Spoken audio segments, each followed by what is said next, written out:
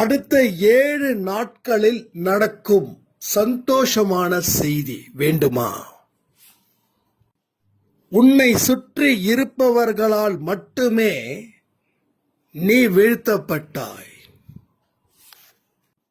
பூர்வ ஜென்மத்தால் உருவாக்கப்பட்ட ஒரு சொத்து உனக்கே தெரியாமல் அழிந்து கொண்டு தரைமட்டமாக்கப்படுகிறது. இடிக்கப்பட்ட ஒன்று அடுத்த 7 நாட்களில் கட்டப்படும். என் உத்தரவு இல்லாமல் இந்த பதிவை நீ சத்தியமாக கேட்க முடியாது. உனக்கு எதிராக தாக்குதல் நடத்தப்பட்ட பட்டியலை கேட்டால் அதிர்ச்சி அடைவாய். நீ நினைக்காதவரே உன்னுடைய வாழ்க்கையை அழித்துக் கொண்டு இருக்கிறார். மிகப்பெரிய கேள்விக்கு பதில் கிடைத்துள்ளது. சந்தோஷப்படு. இப்பொழுதே அடுத்த 7 நாளில் பெறப்போகும் வெற்றியை எனக்கு அர்ப்பணி. அதிர்ச்சியும் கிடைக்கும், அதிசயமும் நடக்கும் அடுத்த 7 நாட்களில்.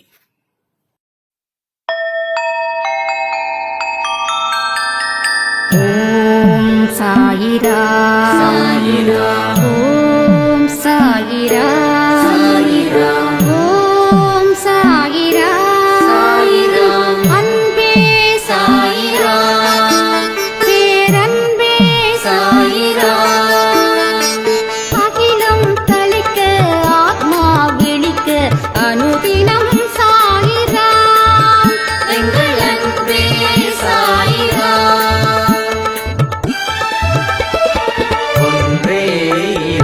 ஒன்றே பூமிக்கென்றும் சாயிரா, சரணம் சாயிரா, நன்றே செய்து வாழ்வோம், நாம் ஒன்றே செய்து வாழ்வோம், அன்பே சாயிரா.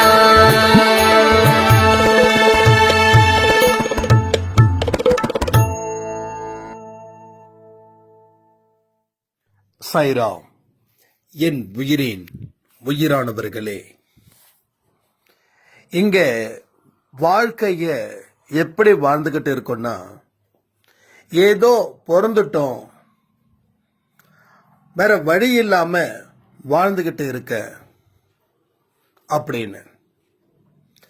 இந்த மனநிலை உங்க வாழ்க்கையில எங்க கொண்டு வந்து நிறுத்தி இருக்குதுன்றத நீங்க புரிஞ்சுக்கணும்.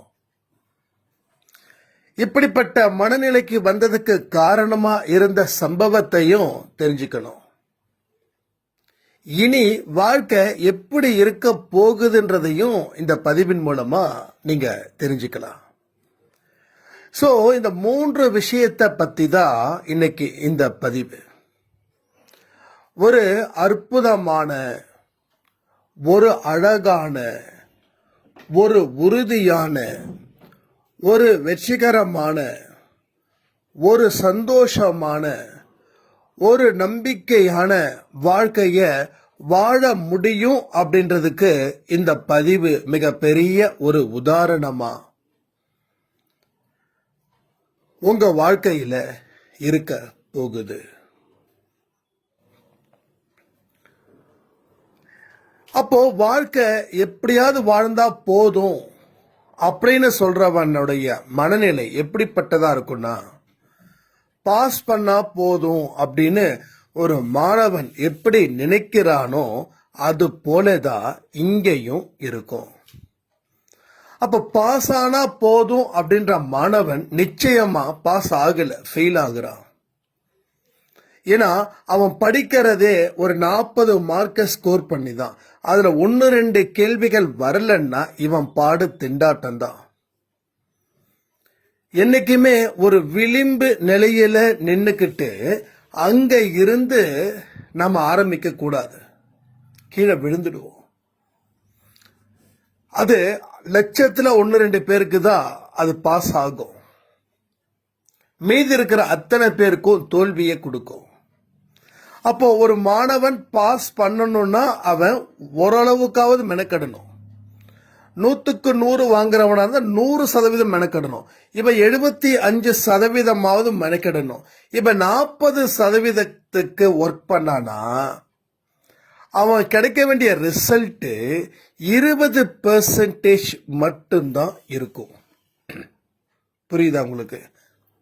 அப்போ நம்மளுடைய எண்ணம் எப்படி இருக்குதுன்னா, வாழ்ந்தா போதும், வாழ்ந்துதானே ஆகணும் அப்படின்னு ஒரு சலிப்பை வச்சு நம்ம பேசுறோம்.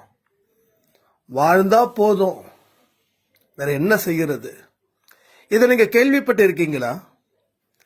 இதை எத்தனை பேர் உங்ககிட்ட சொல்லியிருப்பாங்க? நீங்க எத்தனை பேர்கிட்ட சொல்லியிருப்பீங்க? அப்போ மற்றவங்க சொன்னதால நீங்க சொன்னீங்க, இல்ல நீங்க சொல்றதால மற்றவங்களும் சொன்னாங்க. பட் ஏதோ ஒரு விஷயம் நடந்தது. ஆனா அதிகபட்சமா மற்றவங்க நம்ம கிட்ட சொன்னதை நாம சொன்னோம். அப்ப நம்ம சுத்தி இருக்கிறவங்க நெகட்டிவா இருக்காங்க அப்படின்றது தெரிஞ்சிருச்சு.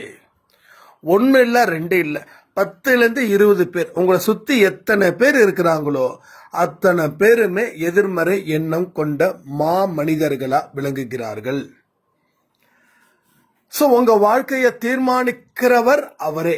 யாரு? எதிர்மறை எண்ணங்கள் கொண்ட மனிதர்கள் தான் உங்க வாழ்க்கையை தீர்மானிக்கிறாங்கன்னா உங்களுக்கு அதிர்ச்சியா இருக்குதுன்னு நான் நினைக்கிறேன். ஒன்றும் இல்லை, நமக்கு தெரிஞ்ச ஒருத்தர் அவர் என்ன சொல்றாருன்னா, நம்ம வீட்டில் ஒரு சர்வெண்ட் இருக்காங்க. அவங்க நல்ல வேலை செய்வாங்க, நம்ம அப்ரிஷியேட் பண்ணுவோம். ஆனால் அந்த நபர் என்ன சொல்லுவாருன்னா, அவங்க நல்லா வேலை செஞ்சாலும் நல்லா வேலை செய்யலன்னு சொல்லு தம்பின்றாரு. அதாவது நல்ல வேலை செஞ்சாலும் நல்ல வேலை செய்யலன்னு சொல்லு, அப்பதான் அவங்க இன்னும் நல்லா வேலை செய்வாங்க அப்படின்னு. இப்போ இந்த மாதிரி மனிதர்கள் உங்க மனசுல ஒரு விஷயத்தை இன்டைரக்டா கொடுக்கறாங்கன்னு தெரியுதா? அவங்க நமக்கு நல்லதுதான் சொல்றாங்கன்னு அவங்க நினைக்கிறாங்க. நாம என்ன நினைக்கிறோம்? ஆமா நல்லதுதான் சொல்றாங்கன்னு. ஆனா நல்லதை சொல்றாங்களா? ஒரு விஷயத்தை நம்ம மனசுல ஏத்துறாங்க. ஸோ நல்ல வேலை செய்யறவங்க கிட்ட நீ நல்ல வேலை செய்யல அப்படின்னா அவன் மனசு எவ்வளோ பாடுபடும். இப்போ நான் ஒரு இடத்துல வேலை பார்க்குறேன், நான் நல்லா வேலை செய்கிறேன் எனக்கு தெரியுது, சிறப்பாக வேலை செய்கிறேன் எனக்கு தெரியுது. மற்றவங்களோட ஒரு படி நான் கொஞ்சம் முயற்சி பண்ணுறேன், உழைக்கிறேன், டெடிக்கேஷனாக இருக்கேன், ஹானஸ்டாக இருக்கேன்னு. அப்போ நான் இன்னும் நல்லா வேலை செய்யணும்னு சொன்னேன். என்கிட்ட என்ன இருக்குதோ அதுதானே வரும். அதிகமாக பேசுனா எனக்கு வேலையும் வேண்டாம் ஒன்றும் வேண்டாம் சொல்லிட்டு போகிறதுக்கு எவ்வளோ நேரம் ஆக போகுது. இதை எதுக்கு சொல்றேன்னா, எதிர்மறை எண்ணங்கள் கொண்ட மனிதர்கள் இப்படிதான் இருப்பாங்க. அவங்க உங்க மனசை ஃபுல்லா உள்ள பூந்து கெடுத்துட்டாங்க. அப்ப கடவுள் சொல்லக்கூடிய விஷயத்த நாம ஓரம் தள்ளி மனுஷங்க சொன்ன விஷயத்த நாம மனசுல வச்சு அதன் மூலமா நாம நம்ம வாழ்க்கைய உருவாக்கணும். உருவாக்கப்பட்ட வாழ்க்கை இங்க என்னாச்சு? முடிஞ்சிடுச்சு. அப்போ அடுத்தவர்கள் சொல்றதால நம்ம வாழ்க்கையை உருவாக்கப்படல, ஏற்கனவே உருவாக்கப்பட்டத நாம என்ன செஞ்சோம்னா அதை சேதப்படுத்தணும். அது கொஞ்சம் கொஞ்சமா நம்ம கையாலேயே அந்த வாழ்க்கைன்ற ஒரு வீடு இடிக்கப்பட்டது. கொஞ்சம் கொஞ்சமா இடிக்கப்பட்டது என்ன ஆகும்? தினமும் இடிச்சுக்கிட்டே இருந்தா என்ன ஆகும்? அந்த வீடு தரைமட்டமா ஆக்கப்பட்டது. அப்போ உங்க மனசுல இந்த மாதிரி எண்ணங்கள் இருக்கும்போது உங்க வாழ்க்கை எப்படி ஆக போகுதுன்னா தரைமட்டமாக்கப்படும். சில பேர் பார்த்தீங்கன்னா இந்த வாரிசு அதோட முடிஞ்சிடும். நான் நிறைய அன்பே சாயில இந்த சில பேருடைய அனுபவத்தை கேட்கிறேன். ஒரு காலத்தில் அப்படி இருந்த குடும்பம், அவ்வளோ சொந்தம், அவ்வளோ பந்தங்கள். இன்னைக்கு நாங்கள் தனிச்சு விடப்பட்டிருக்கோம், இப்போ 2 பேர் தான் அப்படின்னு சொல்லி ஒரு பெரியவர் கண்ணீர் விட்டு அழுது ஒரு வீடியோவில் கண்ணீர் விட்டு அழுது தம்பி, நீ நம்ம அன்பே சாய் குடும்பம் இருக்கிறத நினைச்சுதான் நான் வாழ்ந்துட்டு இருக்கேன்.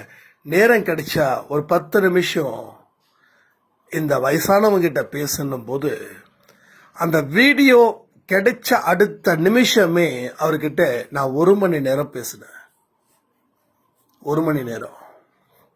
இது எதுக்கு சொல்றேன் அப்படின்னா, சில பேருடைய இதே ஜென்மத்தில் கிட்டத்தட்ட முடிகிற மாதிரி. ஸோ நல்லா வாழ்ந்த குடும்பம், நல்ல அருமையான குடும்பம். அவருடைய மனைவி கேட்கக்கூடாத பேச்செல்லாம் கேட்டு செய்யக்கூடாததெல்லாம் செஞ்சு இருக்கக்கூடிய உறவுகள் அத்தனையும் பிரிஞ்சிட்டாங்க.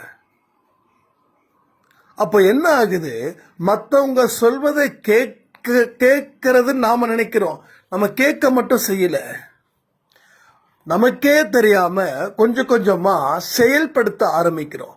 சந்திரமுகி படத்துல பிரபு ரஜினி கிட்ட சொல்லுவாரு,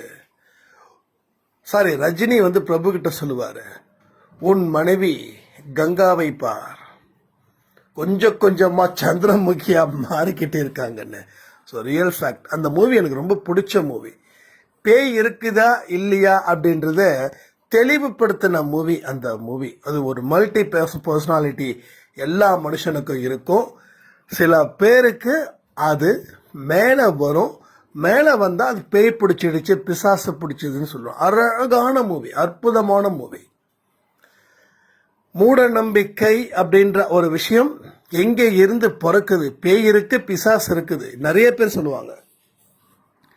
நம்ம என்னைக்காவது இந்த பதிவுகள் பேய் இல்லை பிசாசு இல்லை அப்படின்னு சொன்னா, எங்க ஊர்ல ஒரு கிராமம், அந்த கிராமத்தில்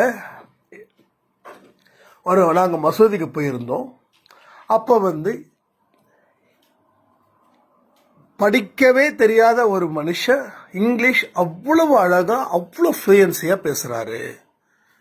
அப்போ செத்தவருடைய ஆவி இங்க வந்திருக்குது, பேய் பிடிச்சிருக்குது அப்படின்னாங்க. அப்போ பிரிட்டிஷில் பிறந்த ஒருத்தர், வாழ்ந்த ஒருத்தர், வளர்ந்த ஒருத்தர் உசிலம்பட்டியில் இருக்கக்கூடிய ஒரு மனுஷங்கிட்ட சேருவதன் நோக்கம் என்ன? இதுக்கு பதில் சொன்னா ஒத்துக்கலாம். இவங்களும் அவங்களும் சொந்தமா பந்தமா, இல்ல அவரு இவரை ஏமாத்திட்டாரா, இல்ல இவரு அவரை ஏமாத்திட்டாரா? எந்த தொடர்பும் இல்லாத ஒரு மனுஷன் இவங்களும் அவங்களும் எப்படி பேய் பிடிக்கும், எப்படி பிசாசு பிடிக்கும்? இந்த மாதிரியான கேள்விகளை நீங்க எழுப்பி இருந்தா தெளிவு கிடைச்சிருக்கும். எந்த கேள்விகள் கேட்டாலும் அதுக்கு கண்டிப்பா பதில் உங்களுக்குள்ள இருக்கும். இதை வச்சுதான் என்கிட்ட ஆர்கியூ பண்ணுவாங்க நிறைய பேர். ஆர்கியூ பண்றதுல தப்பு இல்லை. ஏன்னா உங்களுக்கு மட்டும் என்ன பேய் இருக்கிறதுன்றத நீங்க சந்தோஷமாவா இருக்க போறீங்க? பேய் இல்லைன்னா இருக்கக்கூடிய சந்தோஷம் தானே உங்க முகத்துல இருக்குது. அப்ப என்ன ஆகுது, ஒரு மல்டி பர்சனாலிட்டி நம்ம சொல்றோம், பூர்வ ஜென்மா சொல்றோம். அப்போ அவர் எத்தனையோ தலைமுறைக்கு ஜென்மத்துக்கு முன்னாடி பிரிட்டிஷ்ல பிறந்திருக்கலாம். நான் ஏற்கனவே சொல்லியிருக்கேன், ஆன்மா சாகாது, ஆன்மாவில் இருக்கிற பதிவுகளும் சாவாது சொல்லியிருக்கேனா இல்லையா? இப்ப நான் எப்படி சொன்னேன், நான் தனியா எழுதின ஸ்கிரிப்ட் பகவத்கீதையில கிருஷ்ண பரமாத்மா சொன்னதை நான் சொன்னேன். நான் கடவுளை நம்புறேன், கடவுளோட வார்த்தையை நம்புறேன், கடவுளுடைய வார்த்தை தான் என் வாழ்க்கைன்னு நம்புறேன், 100% நம்புறேன். எதிர் வீட்டுக்கார தாத்தா சொல்லல, பக்கத்து வீட்டில் இருக்கக்கூடிய மாமா சொல்லல, எதிர் வீட்டில் அதுக்கு பக்கத்து வீட்டில் அண்ணா சொல்லல, கடவுள் சொன்னாரு, நான் நம்புறேன். அப்போ அந்த நிலைமைக்கு நம்ம வரோம். அப்போ அந்த ஜென்மத்துல அங்க பிறந்திருக்கலாம், அதனுடைய வெளிப்பாடு இங்க நடக்குது, அவ்வளவுதான். ஸோ எல்லாருக்கிட்டையுமே இருக்குது, நம்மகிட்டயுமே இருக்குது, இல்லாமலாம் இல்லை. அதான் சொல்றேன், ஆழ்ந்து தேடுதல். சில பேருக்கு ஆழ்ந்து தேடுனா கிடைக்கும், சில பேருக்கு தேடாமலே கிடைக்கும், அவ்வளவுதான். சரி, இத வேற சப்ஜெக்ட், அது போக வேண்டாம். இப்ப என்ன ஆகுது, உங்களை சுத்தி இருக்கிறவங்க சில விஷயத்த உங்ககிட்ட சொல்றாங்க, அது உங்களுக்கு நல்லதா படுது, அவங்கள நீங்க நல்லவர்களா நினைக்கிறீங்க. ஸோ இவங்க நல்லவர் அப்படின்னு சொல்லும்போது எல்லா விஷயத்தையும் ஏத்துக்க முடியுது. அப்போ நீங்களா ஒரு ஐடென்டிபிகேஷனை கெட்டவரை நல்லவராக்குற தருணம். அந்த கெட்டவர் சொல்றதெல்லாம் நல்லதுன்னு நீங்க ஃபாலோ பண்றீங்க. ஃபாலோ பண்ணி பண்ணி பண்ணி உங்களால் உருவாக்கப்பட்ட வீடு இப்பொழுது சேதத்தின் விளைவாக முடியுது. சரி, ஓகே, இது வரைக்கும் நடந்தது ஓகே. இனி என்ன நடக்கணும் அப்படின்றத நீங்க தெரிஞ்சுக்க வேண்டாமா? இனி என்ன நடக்கணும் அப்படின்னா, இது வரைக்கும் இடிச்சது போதும், இனி இடிக்க கூடாது. முதல்ல நம்ம என்ன பண்றோம், ஐயோ இடிஞ்சிடுச்சுன்னு உட்காரவன் ஜாஸ்தி. ஐயோ இடிஞ்சிடுச்சுப்பா, எல்லாம் முடிஞ்சிடுச்சுப்பா, என் வாழ்க்கை அத்தனையும் காலி அப்படின்னு அலறக்கூடியவர்கள் அதிகம். அதனாலதான் அந்த அலறல் கடைசி வரைக்கும் கேட்குது. இறுதி நாட்கள் வரைக்கும் அந்த அலறல் கேட்டுக்கொண்டே இருக்கிறது. பல நிகழ்வுகள் நம்ம மனசுக்குள்ள இப்படிப்பட்ட ஒரு காட்சியா மாறுது. அதனாலதான் நமக்கு பல இடத்துலையும் அதுல இருந்து போக முடியல. இப்போ உங்க குடும்பத்துல உங்க கணவர் பத்தியோ உங்க மனைவி பத்தியோ நீங்க மற்றவர்களுக்கு சொல்றீங்க. இந்த மற்றவர்களுக்கு சொல்லும்போது குறைகளை நாம அதிகமாக தான் சொல்லுவோம். நிறைகள் எங்கேயோ கண்ணுக்கு தெரியாம இருக்கும். ஆனா குறைகள் மட்டும் பளிச்சுன்னு சொல்லுவோம். என்னோட மனைவி என்ன மதிக்கல, என்னுடைய கணவர் என்ன மதிக்கல, என் கணவர் குடிக்காரர், என் கணவர் கெட்ட சகவாசம் ஜாஸ்தி இருக்கு அவருக்கு. ஸோ இந்த மாதிரியான விஷயங்களை நாம அடுக்கிக்கிட்டே போவோம். அடுக்கிக்கிட்டே போகும்போது என்ன ஆகுது அப்படின்னா, உங்களை பத்தி ஒரு நெகட்டிவ் பிக்சர் எல்லாருடைய மனசுலையும் நீங்க ஓட விடுறீங்க. அந்த படம் 100 நாள் கொண்டாடுது. 100 நாள் இல்லை, நீங்க இருக்கிற வரைக்கும் ஓடுது. அப்போ உங்களை பத்தியான ஒரு எண்ணங்கள் அவங்களுக்கு எப்படி ஓடுதுன்னா, நீங்க கஷ்டப்படுறீங்க, நீங்க சித்திரவதை அனுபவிக்கிறீங்க, உங்க குடும்பம் சரியில்லை, உங்க குடும்பத்துல இருக்கிற அத்தனை பேர் உருப்படி இல்லாதவங்க, மோசமானவங்க அப்படின்ற ஒரு வட்டத்துக்குள்ள நீங்க சிக்கிறீங்க.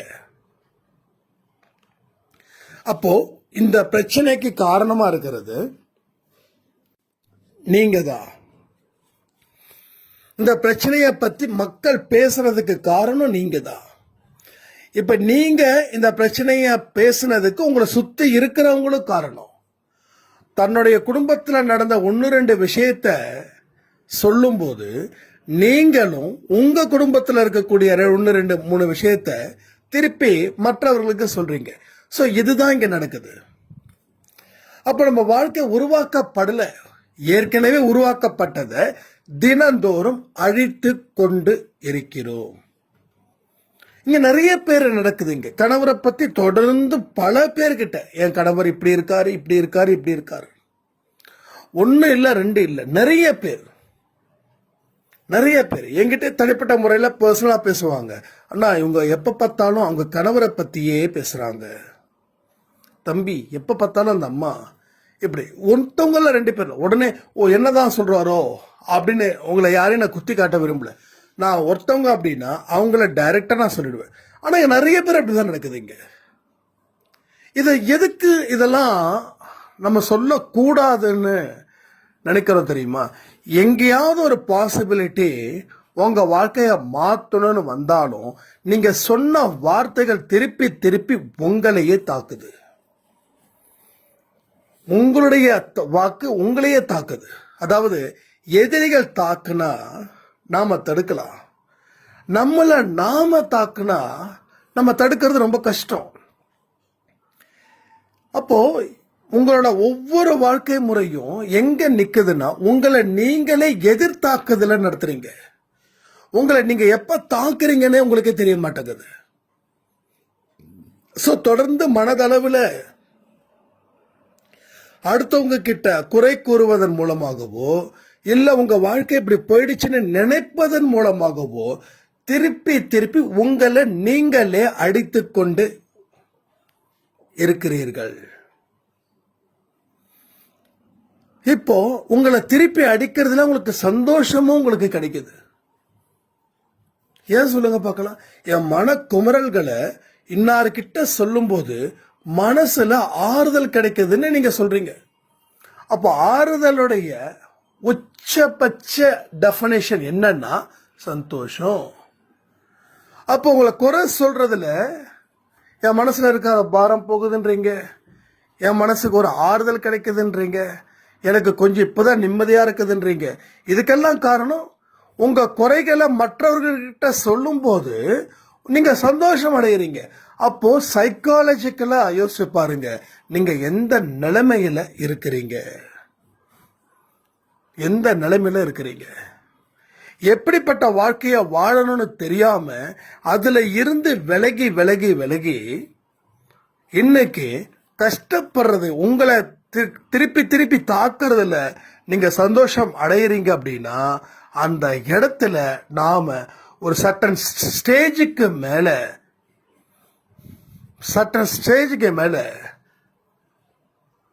மன வளர்ச்சி இல்லாதவர்களாக மாறிக்கொண்டு இருக்கிறோம். புரியுதா உங்களுக்கு? மன வளர்ச்சி இல்லைன்னா அதுக்கு என்ன மீனிங்? ஸோ சைக்கோஸா நம்ம மாறிக்கிட்டு இருக்கோம். இதை என்னடா அது இப்படி சொல்றாரு அப்படின்னு நினைக்க வேண்டாம். நான் சொல்றதுல தப்பு இருந்துச்சுன்னா நீங்க கமெண்ட் பண்ணுங்க. நான் எல்லா விஷயத்தையும் ஒத்துக்கிறேங்க. யாரையும் நான் டார்கெட் பண்ணல. எல்லா மனுஷங்களும் அப்படிதான் இருக்காங்க. ஸோ பர்டிகுலரா இவங்கள அவங்கள நான் டார்கெட் பண்ணல, நான் டார்கெட் பண்ணவும் மாட்டேன். இங்க என்னையும் சேர்த்து உங்களையும் சேர்த்து தான் நான் பண்றேன். இப்போ இதுக்கு முன்னாடி அந்த இடத்துல நான் இருந்தேன், ஆனா இப்போ அந்த இடத்துல நான் இல்லை. ஏன்னா புரிதலும் தெளிவும் கடவுள்கிட்ட இருந்து வந்ததால, ரெண்டாவது கடவுளோட வார்த்தைகளை மட்டும் உள்ள தியானிச்சதால, அப்போ உங்களுக்கு சுத்தி எதிர்மறை எண்ணங்கள் கொண்ட மனிதர்கள் இல்லையா அப்படின்னு நீங்க கேட்கலாம். நான் இல்லைன்னு சொல்லிட முடியுமா? நான் வேற்று கிரகத்திலயா இருக்க, இல்ல வேற பெரிய பணக்கார நாட்டில் நான் பிறந்துட்டேனா? நீங்க எங்க இருந்தீங்களோ அதேதான். என்ன உங்க ஊர் அது, என் ஊர் இது, அவ்வளவுதான். இங்க சுத்தி நடக்கிற எல்லா விஷயங்களும் உங்களுக்கு அஃபெக்ட் ஆகுற மாதிரி எனக்கும் அஃபெக்ட் ஆகுது. ஆனா மனிதர்கள் சொல்றத நான் காது கொடுத்து கேட்கிறேன், ஆனா மனசுக்கு கொண்டு வரல. மனசுக்குள்ளே நான் சிரிச்சுக்கிறேன். பாத்தியா எப்படி பேசுறாங்க பாத்தியான்னு. அவங்க கிட்ட விவாதம் செய்யல, என் கஷ்டத்தை அவங்க கிட்ட ஷேர் பண்ணவும் இல்லை. ஆனா எனக்கு கஷ்டமே இல்லை. இப்ப மற்ற மனிதர்கள் சொல்லும் போது நான் என்ன கம்பேர் பண்றேன், ஜென்ரலி சொல்றேன், இதுக்கு முன்னாடி சொல்றேன். மற்ற மனிதர்கள் சொல்லும் போது நான் என்ன கம்பேரிஷன் பண்றேன். அந்த கம்பேரிட்டிவ்ல எதெல்லாம் எனக்கு கம்மியா இருக்குதோ அது எனக்கு இல்லைன்னு ஃபீல் ஆகுது. ஆனா இப்போ அந்த நிலை இல்லை. கடவுள் சொன்ன வார்த்தை, ஒவ்வொரு மனுஷனுக்கும் ஒவ்வொரு வாழ்க்கை, ஒவ்வொரு மனுஷனுக்கும் ஒவ்வொரு கர்மா.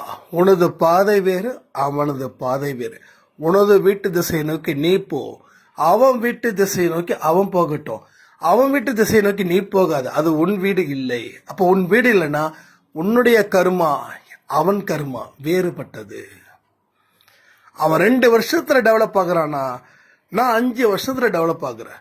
நான் 5 வருஷத்துல டெவலப் ஆகுறானா, அடுத்தவன் 10 வருஷத்துல டெவலப் ஆகுறான். இப்ப அந்த 10 வருஷத்துல டெவலப் ஆகுறவன் அந்த 2 வருஷத்துல டெவலப் ஆயிட்டானேன்னு சொல்லி அவன் ஃபீல் பண்ணா இவன் டெவலப் ஆயிருக்க மாட்டான். அவன் ஆகுறானா ஆகட்டும், சந்தோஷம் நினைச்சதாலதான் இவன் 10 வருஷத்துக்கு அப்புறமாவது டெவலப் ஆகுறான். ஸோ அந்த நிலைமைக்கே நம்ம மனசை கண்ட்ரோல் பண்ணணும். அந்த இடத்துல உங்க மனசை வச்சு நீங்க வாழணும். ஸோ அப்படிப்பட்ட வாழ்வியல் முறையை நீங்க ஏற்படுத்தணும். அப்ப ஏற்படுத்தும் போது உங்க வாழ்க்கையில பல விதமான நல்ல விஷயங்களும் உங்களுக்கு தொடர்ந்து நடக்கும். ஓகே, இப்ப என்ன செய்யணும்ன்றத நான் சொல்லிடுறேன். இது வரைக்கும் என்ன செஞ்சீங்க, நீங்க ஏன் எப்படி உருவாக்கப்பட்டீங்க, எதனால இடிக்கப்பட்டது, இதை பத்தி நம்ம பேசுறோம். இப்ப என்ன செய்யணும், மறுபடியும் உருவாக்கணும். எகைன் நாம இன்னும் ஸ்ட்ராங்கா உருவாக்குவோம். இதுக்கு முன்னாடி உருவாக்கப்பட்டதை விட, ஏன்னா இப்ப ஏற்கனவே அந்த வீடு கொஞ்சம் இடிஞ்சு தான் கடந்தது, அதனால தரைமட்டம் ஆயிடுச்சு. தரைமட்டமானப்பட்ட வீடை இப்போ நீங்க உறுதியான சுவர் கொண்டு, உறுதியான மணல், சிமெண்ட், எதெல்லாம் குவாலிட்டியா இருக்கோ அதை வச்சு இப்ப நீங்க வீடை எழுப்ப போறீங்க. அடுத்த 100 வருஷத்துக்கு பிரச்சனை இல்லாத மாதிரி. ஏன் தாஜ்மஹால் இல்லையா, நம்ம பார்லிமெண்ட் இல்லையா, எத்தனையோ 100 வருஷத்தை தாண்டியும் பிரம்மாண்டமான மாளிகையும் பிரம்மாண்டமான கோயிலும் பிரம்மாண்டமான கட்டடம், பாலங்கள் எல்லாமே இருக்கு. ஸோ அது மாதிரி நீங்க அடுத்த ஜென்மத்துல பிறக்கும் போது கூட அந்த வீட்டில் தங்குற அளவுக்கு ஒரு கட்டமைப்பை ஏற்படுத்தலாம். அதாவது கடவுள்கிட்ட வந்ததுக்கு அப்புறம் நமக்கு இல்லையே அப்படின்னு நினைச்சு ஏங்கிறத விட்டுட்டு, இல்லையா அப்ப இருக்கிறது இன்னும் சிறப்பா வரப்போகுதுன்னு நினைச்சு அந்த மன ஓட்டத்தை இங்க வைங்க. ரைட். இப்போ உங்க வாழ்க்கையில நீங்க மற்ற மனிதர்கள் சொன்னதை வச்சு நீங்க கட்டினீங்க, வாழ்ந்தீங்க, இடிச்சீங்க. இனி கடவுள் சொல்படி வாழுங்கள். 1. 2வது, உங்களுடைய குறைகளை இனிமே யாருக்கிட்டையும், ஒரு மனுஷங்கிட்டையும், ஒரு நாய்கிட்டையும் சரி, ஒரு பூனைக்கிட்டையும் சரி, கடவுள்கிட்ட கூட சரி சொல்லாதீர்கள். நாங்க கடவுள்கிட்ட சொல்லக்கூடாதா? ஆமா, கடவுள்கிட்ட சொல்றதுதான் மிகப்பெரிய தப்பாவே இங்க இருக்குது எல்லாருக்கும். ஏன் சொல்லுங்க? கோயிலுக்கு போறீங்க, 1/2 மணி நேரம் நீங்க கோயில்ல உட்காடுறீங்க. அந்த 1/2 மணி நேரமும் நீங்க எதை சொல்றீங்க தெரியுமா? உங்களுடைய வாழ்க்கையில நடந்த பிரச்சனைகளை சொல்லிக்கிட்டே இருக்கீங்க, இல்ல அதை நினைச்சுக்கிட்டே இருக்கீங்க. கோயிலை விட்டு வெளியில வந்த உடனே உங்களுக்கு தெரிஞ்சவங்களை பார்க்கும்போது அவங்க அவங்களுடைய பிரச்சனைகளை சொல்லும்போது நீங்க உங்க பிரச்சனைகளை சொல்றீங்க. அப்போ கோயிலுக்கு போனது இங்க தப்பா போயிடுச்சு. கோயிலுக்கு போனதால தான் நீங்க பல விஷயத்தை நினைச்சீங்க. அது எதிர்மறை எண்ணங்களாக உருவாக்கப்பட்டது உள்ளுக்குள்ள இருந்தது, வெளியில கொட்டுறீங்க. ஒருவேளை கோயில்ல யாரும் பார்க்கல அப்படின்னா வீட்டுக்கு வந்து யார் உங்களுக்கு ஃபோன் பண்ணாலும் சரி, ஈவன் உங்களுடைய குழந்தைகள் ஃபோன் பண்ணாலும் சரி, எங்கம்மா போன, எங்கம்மா வந்தேன்னா, இப்போதாம்மா கோயிலுக்கு போயிட்டு வந்தேன், என்னன்னு தெரியலம்மா, அந்த ஒரு விஷயம் இப்போ வரைக்கும் இருக்குதுன்னு மறுபடியும் உங்க குழந்தைகிட்ட உங்க எதிர்மறை எண்ணங்களை திணிக்கிறீங்க. ஸோ இந்த மாதிரியான விஷயங்கள் தான் நடக்குது. அப்போ கோயிலுக்கு போறது தப்புன்னு சொல்றேனா? இல்லை, கோயிலுக்கு போறது ரொம்ப ரொம்ப அறிவுபூர்வமான, மனப்பூர்வமான ஒரு வளர்ச்சியை பெறுவதற்குத்தான். ஆனா இனிமே கோயிலுக்கு போகும்போது குறைகளை சொல்ல மாட்டேன். சரி, அப்ப என்ன சொல்லணும்? நிறைகளை சொல்லு. அப்ப கடவுள்கிட்டயே இனிமே உன்னுடைய குறைகளை சொல்லக்கூடாது இன்று முதல். ரைட்? கரெக்டா 7 நாள் பயிற்சி எடுக்கலாமா? 7 days ரெடியா, தயாரா, சம்மதமா? இந்த 7 நாள் பயிற்சி ஒவ்வொரு நாளும் உங்களுடைய குறைகளை எவரிடமும் கடவுளிடமும் சொல்லக்கூடாது முதல்ல. அடுத்தது, உங்களுடைய குறைகளை நினைக்கவே கூடாது. ரொம்ப பெரிய டாஸ்கா இருக்குதோ? உங்க துன்பம், குறைகளும்ன்றது ஒரு துன்பம் சேர்ந்தது தான். உடனே குறைதானே, துன்பத்தை நினைக்கலாம்ல அப்படின்னு நினைக்கூடாது. அதாவது துன்பம், குறை, அவமானம் இதை தொடர்ந்து தொடர்ந்து தொடர்ந்து நினைக்கவே கூடாது. அதை கடவுள்கிட்ட சொல்லவும் கூடாது, மனசுல நினைக்கவும் கூடாது. வேற யாராவது வம்புக்கு இழுப்பாங்க இந்த 7 நாட்கள்ல, அவங்க கிட்டையும் அந்த குறைகளை சொல்லக்கூடாது. இதுதான் 7 நாள் பயிற்சி. அப்ப என்ன சொல்லணும் அப்படின்னா, யாராவது எப்படி இருக்கிறாங்கன்னா, நல்லா இருக்கும் கடவுள் புண்ணியத்துல அப்படின்னு சிரிச்ச முகத்தோட சொல்லணும். சிரிச்ச முகத்தோட சொல்லணும். இப்படி சிரிச்ச முகத்தோட 7 நாள் சொல்லுங்க. அடுத்த 8வது நாள் உங்க வாழ்க்கையில ஒரு பெரிய விஷயத்தை கடவுள் நிச்சயமாக ஏற்படுத்துவார். ஆனா அந்த 7 நாளில் நீங்க சொல்லாம இருக்கணும். ஐயோ சாய்ராம், நான் மனசுல நினைச்சிட்டேன், பரவாயில்ல, ஒன்றும் பிரச்சனை இல்லை. ஆனா நினைச்சது தப்புன்னு உங்களுக்கு ஃபீல் வரணும். ரைட்? அப்படியே படக்கூடாது, அப்படியே டிராவல் பண்ணிடக்கூடாது. அப்ப இந்த 7 நாள் பயிற்சியில இது மிக மிக முக்கியம். யாருக்கிட்டையுமே கோபப்படக்கூடாது. கோபம் ஏன் வருது தெரியுமா? நமக்கு ஒரு விஷயம் கிடைக்கலன்றதுக்காக தான் கோபமே வருது. கிடைச்ச வரைக்கும் நமக்கு நல்லதுன்னு நினைச்சுக்கோங்க. அப்போ யாருக்கிட்டையும் அதிகமா பேசவும் கூடாது. உங்களோட வாயை பூட்டியாச்சு, கடவுள் பூட்டிட்டாரு. உங்க வாயை பூட்டுனதா நினைச்சுக்கோங்க, ரைட்? வெளியில எந்த விஷயமும் போகக்கூடாது. கடவுள்கிட்டையும் ஒப்பாரி வைக்கக்கூடாது. ஏன் ஒப்பாரினா, ஐயோ இப்படி போயிடுச்சுன்னு சொல்லி, அது ஒப்பாரி தானே. ஒப்பாரி எப்படி இருக்கும், எங்க வைப்பாங்க? ஸோ நம்ம வீட்டில் ஒன்றும் நடக்கல, எல்லாம் மங்களகரமா நடக்க போகுது. மங்களகரமா நடக்கும் கூடிய இடத்துல ஒப்பாரி வைப்பது தப்பு தானே? சொல்லுங்க, தப்பு தானே? அழுதுகிட்டே இருக்கிற தப்பு தானே? அதே போல காலையில 5 மணிக்கு எந்திரிக்கிறீங்களோ 6 மணிக்கு எந்திரிக்கிறீங்களோ அது உங்க விருப்பம். எந்திரிச்ச உடனே 10 நிமிஷம் மூச்சு பயிற்சி செய்யுங்க. இன்னைக்கு நான் சந்தோஷமா இருப்பேன், எல்லாருக்கிட்டையும் இன்பமா பேசுவேன், மகிழ்ச்சியுடன் காணப்படுவேன். இந்த உலகத்துல மகிழ்ச்சியான மனுஷி நான் தான். இத ஒரு 5 நிமிஷம் கொஞ்சம் மூச்சு பயிற்சி, ஒரு 10 நிமிஷம் இதுக்கு செலவு பண்ணி அதுக்கப்புறமா பெட்டை விட்டு எழுந்திருங்க. கடவுளுடைய முகத்தை பாருங்க. அந்த முகத்துல எவ்வளவு ஒரு நம்பிக்கை நம்ம வாழ்க்கையில் அவர் ஏற்படுத்த முயற்சி பண்றாரு அப்படின்ற ஒரு விஷயமும் அதில் அடங்கியிருக்கும். ஸோ இதெல்லாம் தொடர்ந்து இந்த 7 நாட்கள் செய்யணும். ஸோ உங்க குறைகளை பற்றி எவரிடமும் சொல்லக்கூடாது.